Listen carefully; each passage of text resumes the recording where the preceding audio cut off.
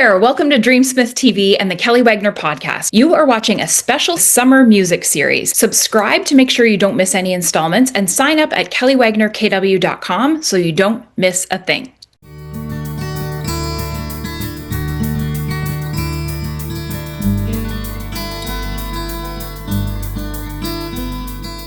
Have you ever bit your tongue and held back from saying what was really on your mind? Or have you ever stayed silent just to keep the peace, knowing that being honest would only rock the boat? Have you ever been unsure of exactly how to articulate the bunch of emotions swirling around in your heart?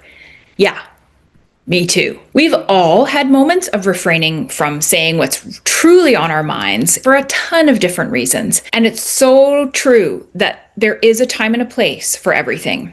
And sometimes in that moment, it really is not the time or the place to say what you need to say. But as John Mayer reminds us in his song, Say, it is important to find or make the time to do exactly that.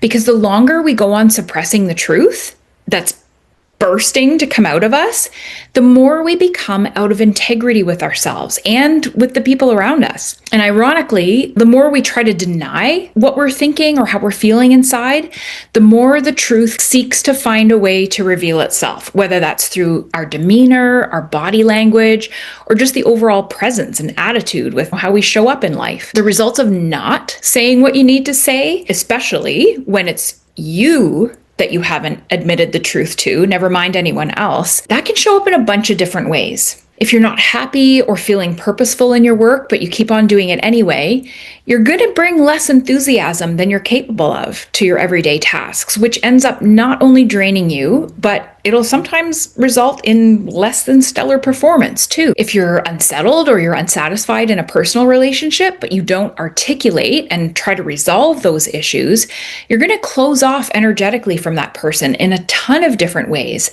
which will ultimately create even more barriers to connecting with them and resolving any problems. If the lifestyle that you've created for yourself doesn't actually fuel you and bring you joy, and you let yourself stay stuck in it, thinking that you have to uphold the status quo or that you were just stuck, you're going to begin to detach from your life, which keeps you from fully thriving and bringing your best self to everyone around you. If the belief system that you grew up with doesn't resonate anymore, and you don't bother to question or seek answers that actually align with your soul, you're essentially putting your spirit on autopilot. Maybe even keeping up practices and routines and rituals that don't have meaning anymore. Or even worse, tormenting yourself, trying to align your words and actions with truths that you know are no longer true for you. These are all things that I've learned from personal experience. I've been in every one of those situations in the past, and working through them was not always easy.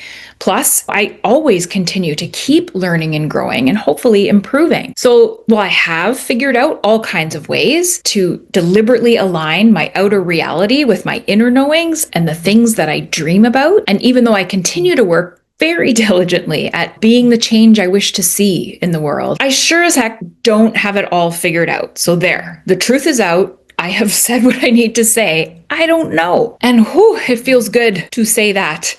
I don't have all the answers. None of us do. You know, the extra truth is that the desire that I have to create the life that I want for myself, it's also served as the fuel for everything I've created and I continue to create here at DreamSmith. As I've worked to carve out my own path and I work through my own challenges semi-publicly through the blog or the videos that I do, it's turned into and served as a vehicle for helping you to do the same.